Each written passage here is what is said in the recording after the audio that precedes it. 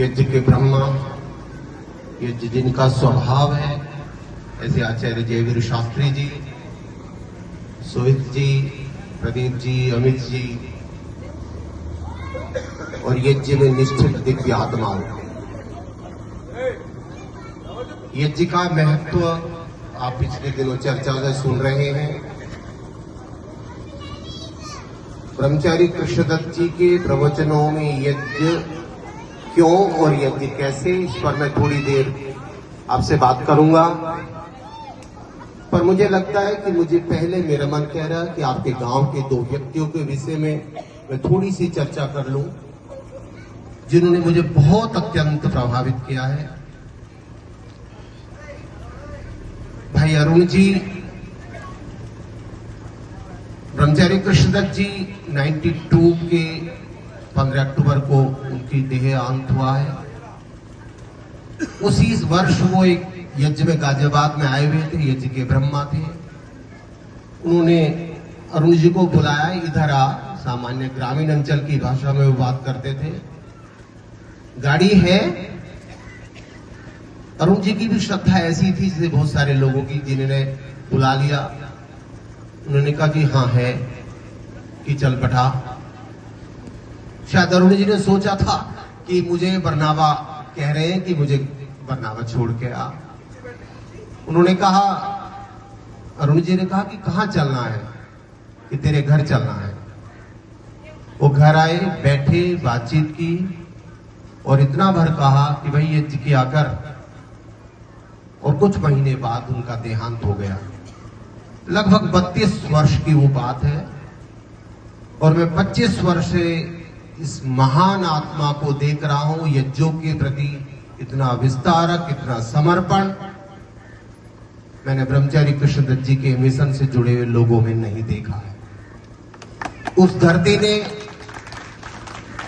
ये इसी धरती से पैदा हुए, इस धरती को नमन करता हूं।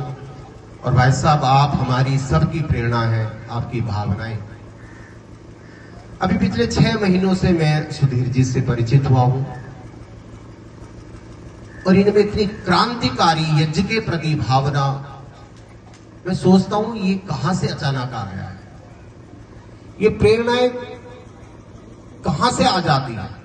ब्रह्मचारी कृष्णदत्त जी के प्रवचन कहते हैं कि जो कुछ इस धरती पर अच्छा बुरा किसी के साथ हो रहा है वो निर्धारित है, और वो आज से निर्धारित है, पूर्व जन्म जन्मांतरों से निर्धारित है।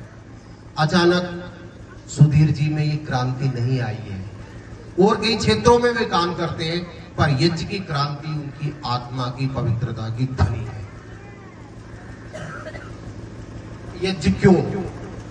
अगर ये धार्मिक आयोजन ही समझा जाए तो यज्ञ ही क्यों?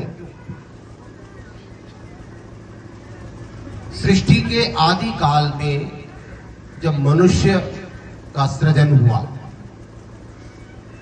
मनुष्य ने शरीर धारण किया। देखिए, 2 स्थिति होती है, जैसे दिन और रात, अमावस्या और पूर्णिमा। ऐसी मनुष्य की जीवन की स्थिति होती है। कुछ अंतराल वो मोक्ष में रहता है और कुछ अंतराल वो शरीर धारण करता है, और ये अवधि बहुत लंबी होती है।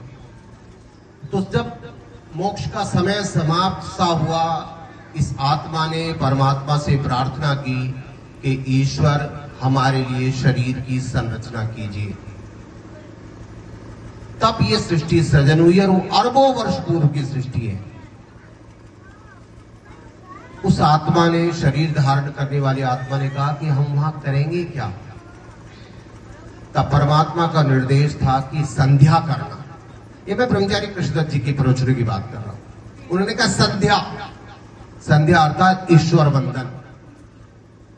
आज तो बहुत सारे काम है मनुष्य के लिए, उस समय कोई काम नहीं था, और वर्षों वर्षों उसकी, हजारों वर्षों की आयु में वो सिर्फ एक ही काम करता था, ईश्वर वंदना। भोजन कहां से करता था? वायु से ग्रहण कर लेता था। आपको आश्चर्य होगा, पर प्रवचनों को पढ़ोगे तो मनुष्य कोई कुछ काम नहीं करता था, हर समय ब्रह्म भाव में रहता था। कुछ अंतराल बाद मनुष्य के स्वभाव की प्रवृत्ति है, वो थोड़ा सा न्यून होगा। आपके और मेरे शरीर में 70% पानी है और पानी का स्वभाव ऊपर को जाने का नहीं होता है, पानी का स्वभाव नीचे को जाने होता है। और जैसे ही मनुष्य के चिंतन में थोड़ी सी भी न्यूनता आई, वो थोड़ा सा ही नीचे चला जाएगा। और जैसे ही हम नीचे जाते हैं वही हमारा संस्कार बनता है। संस्कारों की बहुत बड़ी एक चर्चा होती रहती है। संस्कार क्या है?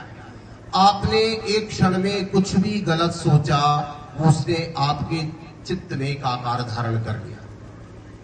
हम तीन तरह से अपने शरीर के प्रभाव से प्रभावित। मैं देखता क्या हूं, मैं सुनता क्या हूं और मैं सूंघता क्या हूं। जब मनुष्य के सामने संकट आया तो ऋषि मुनियों ने इस यज्ञ को रचा। काकभूषण जी एक बहुत दिव्य ऋषि थे।